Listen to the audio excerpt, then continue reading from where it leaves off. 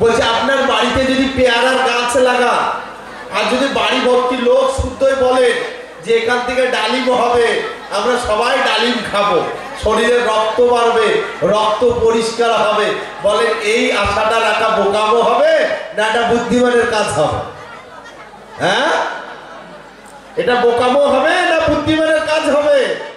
বাড়িতে পেয়ারার গাছ লাগিয়ে ডালিমের আশা করা, বলছে বাড়িতে পেয়ারার গাছ লাগিয়ে যেরকম ডালিমের আশা করা বোকামো, বলছে ঠিক সেই রকমই নিজের মন চাই জিন্দেগি দুনিয়ার মধ্যে চালাবো আর জান্নাতে যাব, বলছে এই আশাটা রাখা তার থেকে বেশি বোকাম, তার থেকে বেশি বোকাম।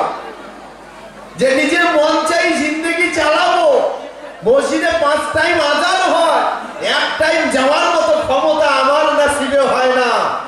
আরো কিছু মুসলমান এমনও রয়েছে বাটপার মুসলমান যে নামাজ পড়ি চাই না পড়ি আমার ঈমান ঠিক আছে।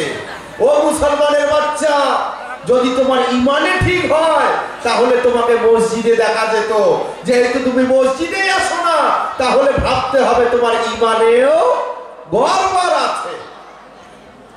যে ঈমান তোমাকে মসজিদ পর্যন্ত পৌঁছাতে পারে না, ও আমার শ্রদ্ধেয় মা বোনেরা, যে ঈমান তোমাদেরকে মুসাল্লায় তুলতে পারে না, যে ঈমান রমজানের রোজা পুরোটা করাতে পারে না, যে ঈমান পয়সা থাকার পরেও হজে নিয়ে যেতে পারে না, যে ঈমান পয়সা থাকার পরে যাকাত দেওয়াতে পারে না, বলছে ও ঈমান নিয়ে তুমি জান্নাতে কি করে যাবে?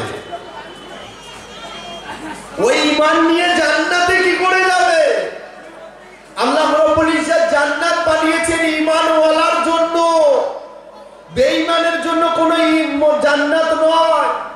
আপনারা সকলেই জ্ঞানী গুণী সুধী মানুষ, আপনারাই বলেন তো হাফেজ সাহেবের ছেলে কি হাফিজ হয়? মুফতি সাহেবের ছেলে কি মুফতি সাহেব হয়? কারি সাহেবের ছেলে কি কারি সাহেব হয়? বলছে যদি হাফেজ সাহেবের ছেলে যদি হাফিজ সাহেব না হয়, কারি সাহেবের ছেলে যদি কারি সাহেব না হয়, মুফতি সাহেবের ছেলে যদি মুফতি সাহেব না হয়, তো মুসলমানের ছেলে কি করে মুসলমান হতে পারে?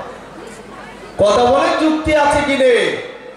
যদি মুসলমানের ছেলে যদি মুসলমান হতো, হযরত নূহ আলাইহিস সালাম একজন নবী ছিল, তার ছেলে কেনান গোটা দুনিয়ার ওলামায়ে কেরাম তাকে কাফির বলে ফতোয়া দিয়ে লাগিয়ে দিয়েছে। বলছে বাপ নবী ছিল, তার ছেলেকে কাফির বলে ফতোয়া দেওয়া হয়েছে কেন? সে তো মুসলমানের ছেলে। হযরত ইব্রাহিম আলাইহিস সালাম তার বাপ আজরকে কাফির বলে ফতোয়া দেওয়া হয়েছে। এমনকি আমাদের নবী করিম সাল্লাল্লাহু আলাইহি ওয়াসাল্লাম তিনার চাচা আবু তালিবকে কাফির বলে ফতোয়া দেওয়া হয়েছে। কথা বলেন ঠিক কি না? যদি মুসলমানের ঘরে জন্ম হলেই মুসলমান হওয়া যেত, তাহলে ঈমান হযরত ইব্রাহিম আলাইহিস সালামের বাপকে বলছে কাফির বলা যেত না, হযরত নূহ আলাইহিস সালামের ছেলেকে কাফির বলা যেত না, তার বিবিকে কাফির বলা যেত না। দোস্ত, মুসলমানের ঘরের ছেলেকে তখনই মুসলমান বলা হবে তার বাপের মতো আল্লাহ এবং আল্লাহর রাসূলের গোলামিতে যখন তার ছেলেও চলবে, বলছে তখনই মুসলমানের ছেলেকেও মুসলমান বলা হবে। আর নচে যতক্ষণ পর্যন্ত মুসলমানের ঘরের ছেলে মুসলমানের শরীয়ত মোতাবেক নিজের জিন্দেগি সাজাবে না, ততক্ষণ পর্যন্ত তাকে মুসলমান বলে গণ্য করা হবে। আজ আমাদের কাছে সে মুসলমান হিসাবে থাকতে পারে, কিন্তু আল্লাহর খাতায় কিন্তু সে মুসলমান হিসাবে থাকবে না।